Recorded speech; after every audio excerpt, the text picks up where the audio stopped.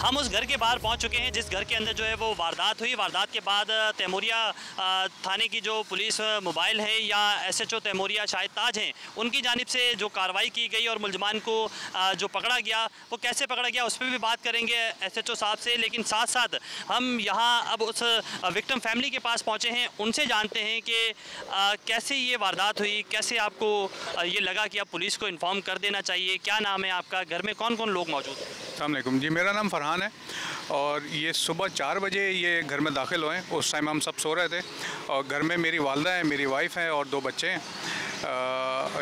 तो ये सुबह 4 बजे हमें कुछ आवाज़ आई कि जैसे कुछ खटखट हो रही है, तो हमने जैसे ही कमरे का दरवाज़ा खोला तो तब तक लोग अंदर दाखिल हो चुके थे। तो इन्हें बाहर का गेट जो है वो इन्होंने पहले वो काटा है, उसके बाद अंदर के हमारे 2 दरवाजे थे वो दोनों दरवाजे इन्होंने तोड़े हैं। वो दोनों दरवाजे तोड़ के अंदर घर में दाखिल हुए और हर कमरे से जहाँ जो हम लोग सब सो रहे थे वहाँ से सबको इन्होंने, मेरी फैमिली को, बच्चों को, सबको इन्होंने गन पॉइंट पे हमें ज़दोकोब किया गया, मारा भी थोड़ा, और फिर हमें सबको एक कमरे में बंद करके और पूरे घर से इन्होंने सारी लूटामारी करी है और जो भी जेवर, पैसा, जो भी घड़ियाँ, जो भी कुछ था वो सब ले गए। और उसके बाद हमें उस टाइम बिल्कुल कोई मौका नहीं मिल सका कि हम पुलिस को कॉल करते या कुछ करते।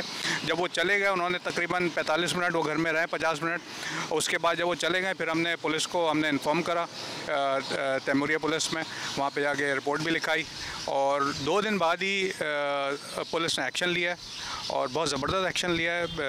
लाइक ऐसा यहाँ पे हमारे यहाँ पाकिस्तान में ज़रा कम होता है। 2 दिन बाद ही इनको अरेस्ट कर लिया गया, एक उसमें से मारा भी गया और अब ये है कि पुलिस जो है वो अपनी कार्रवाई कर रही है और तैमूरिया पुलिस स्टेशन के जो SHO हैं शाहिद ताज साहब, उनकी टीम ने जो एक्शन लिया है दैट इज़ कमेंडेबल। टाइम बता रहे हैं सुबह का टाइम, अमूमन लोग सो रहे होते हैं, आप भी सो रहे थे, सेंसेस में नहीं होते हैं अपने पूरे। अचानक से इस तरह की वारदात होना, ऐसे लोग घर के अंदर दाखिल हो जाना, आप जब उठे आपने देखा कितने लोग थे, उनके हाथ में गन्स थी नहीं थी और उनकी कोशिश क्या थी कि क्या क्या हम करें, कुछ आप नरेट करेंगे? जी, जब हम लोग सो रहे थे उठे तो ऑब्वियसली एकदम परेशान हो गए। 5 लोग अफराद थे, एक के हाथ में गन नहीं थी, बाकी सबके पास पिस्टल थी और उन्होंने हमारे पर गन रख दी और गन रख के जो है फिर हमसे सब उन्होंने पूछा कि कौन सी चीज़ कहाँ पर है, जेवर कहाँ रखा है, पैसा कहाँ रखा है। बच्चों के पर गन रख दी, बच्चों को बहुत देर बिठाए रखा उन्होंने गन के पर। मेरे पर वो आधे घंटे मुसलसल गन रखे रहे और यानी बहुत ट्रॉमा वाली सिचुएशन में से अभी हम लोग गुजर रहे हैं, बहुत ज़्यादा। अच्छा, उसके बाद जब आपने मुकदमा दर्ज करवाया, फिर इंटेरोगेशन शुरू हुई, तो उसमें आपको किस हद तक पुलिस की मदद साबित हुई? अमूमन हमने यहाँ देखा है कि पुलिस कल्चर भी बेहतर नहीं है, तो उस पर भी कोई कमेंट करेंगे? नहीं जी, मैं इससे बिल्कुल इत्तेफाक नहीं करता कि पुलिस कल्चर बेहतर नहीं है। जो मेरा अपना पर्सनल एक्सपीरियंस है वो इट्स वेरी गुड। पुलिस ने बहुत ज़्यादा कोऑपरेट करा, बल्कि पुलिस ने मुझसे खुद SHO साहब ने कहा कि आप FIR कटाएँ और हम इनके अगेंस्ट एक्शन लेंगे, फ़ौरन एक्शन लेंगे, आप बिल्कुल बेफिक्र रहें। और उन्होंने ये चीज़ करके दिखाई है। जब कभी भी मैं पुलिस स्टेशन में मैं गया हूँ तो मुझे बहुत अच्छे से इन्होंने ट्रीट करा है।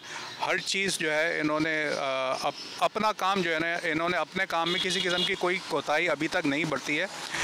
सिर्फ अभी तक जो है वो रिकवरी एक नहीं हो पाई है, जिसके लिए वो कोशिश कर रहे हैं कि वो रिकवरी भी हो जाए।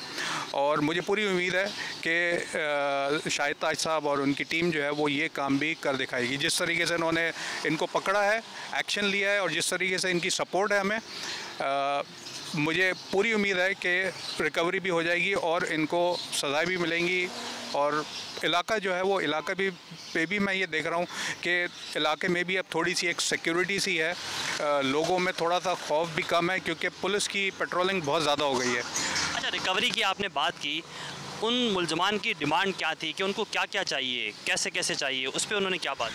उन्होंने सबसे पहले जेवर मांगा हमसे कि जेवर कहाँ रखा है, जेवर दें। जब जेवर उनको दे दिया तो फिर वो कैश के पीछे पड़ गए, तो कैश भी उनको दे दिया। उसके बाद भी वो कैश ही मांगते रहे कि कैश दें। तो उन्होंने पूरा घर, उन्होंने एक एक चीज़ हमारी जो है वो छान ली और हर चीज़ देख के उन्होंने जब उनको हो गया इत्मीनान कि अब घर में मज़ीद कोई ऐसी चीज़ वैल्यूएबल नहीं है तो वो चले गए। अच्छा, आपको क्या लगता है कि जब वो आए आपको वो चीज़ करनी चाहिए थी जो आप नहीं कर सके, और क्या आपके घर में कोई सिक्योरिटी सिस्टम, कोई कैमरास, कोई चीज़ मौजूद है? जी, कैमरास नहीं है मेरे पास घर में। अनफॉर्चुनेटली मैं रिग्रेट करता हूँ कि कैमरास होने चाहिए थे। कैमरास होते तो और इससे काफ़ी एक सिक्योरिटी होती है। और अब गार्ड्स भी नहीं है इस हमारे इस बेल्ट पे, तो गार्ड्स का भी इंतज़ाम करने की कोशिश कर रहे हैं कि गार्ड्स भी जो है वो फ़ौरन से जो है वो इधर एक अपॉइंट हो जाए। अच्छा, यकीनी तौर पे आपने बड़ा हौसला किया होगा उस टाइम पे, क्योंकि फैमिली मौजूद थी और तमाम तर फैमिली टारगेट हो सकती थी खुदा न खास्ता इसमें। तो आपने फौरी तौर पर क्या एक्शन सोचा, या फिर फैमिली मेम्बर्स को क्या आपने हिकमत अमली बताई कि आप ये कर दें? देखिए, उस टाइम क्योंकि गन थी, गन के आगे हम कुछ नहीं कर सकते। उस टाइम पे रेजिस्ट करना भी बेवकूफ़ी होती है। तो उस टाइम पे मैंने भी सबको, फैमिली को यही बोल दिया कि कोई कुछ ना करे, जो घर में है इनको दे दें।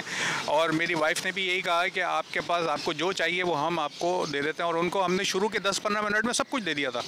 कोई भी चीज़ हमने उनसे छुपाई नहीं, हर चीज़ दे दी कि ताकि ये जल्द से जल्द चले जाएँ। मगर उन्होंने उसके बावजूद अपनी तसल्ली करी। पौन घंटे वो रहे यहाँ पे तकरीबन, और उन्होंने एक एक चीज़ छानी, सारी घड़ियाँ तक ले गए। कोई भी चीज़ नहीं छोड़ी उन्होंने, एक एक चीज़ ले गए। तो हमने कुछ भी नहीं करा, उन्होंने मुझे बांध के बिठा दिया था। और फैमिली को उन्होंने सब एक तरफ ही रखा हुआ था, गन रखी हुई थी उनके पर। तो बस हमने रेजिस्ट कुछ भी नहीं करा, ना कुछ बोले ना रेजिस्ट करा। बहुत शुक्रिया। अच्छा जी, हमारे साथ यहाँ के एसएचओ जो हैं वो भी मौजूद हैं, शाहिद ताज साहब। बहुत शुक्रिया आपका कि आपने हमें वक्त दिया।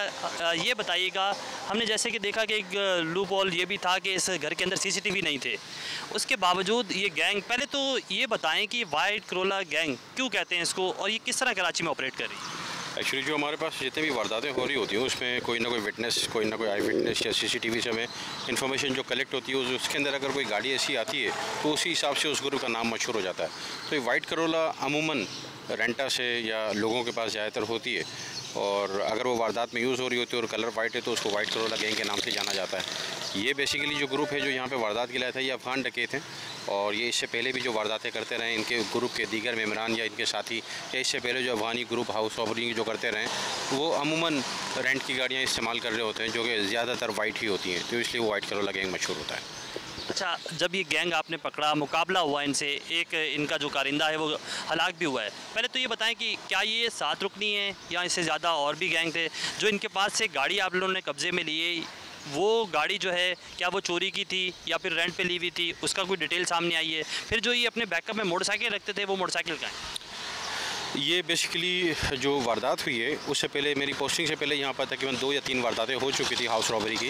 तो टास्क दिया गया था अफसरान की जानिब से, एसएसपी ज़िशान साहब ने, केई साहब ने इसमें स्पेशल इंस्ट्रक्शन दी थी कि ये गैंग है, इसको बस्ट करना है। तो इसके लिए हमने जो प्रीवियस जो डाटा था अवेलेबल हमारे पास वारदातों का, तो सीसीटीवी फुटेजेस थी, जो आई विटनेसेस का रिकॉर्ड था, उसको सारे को एनालाइज करने के बाद हमने एक रोड मैप प्लान किया।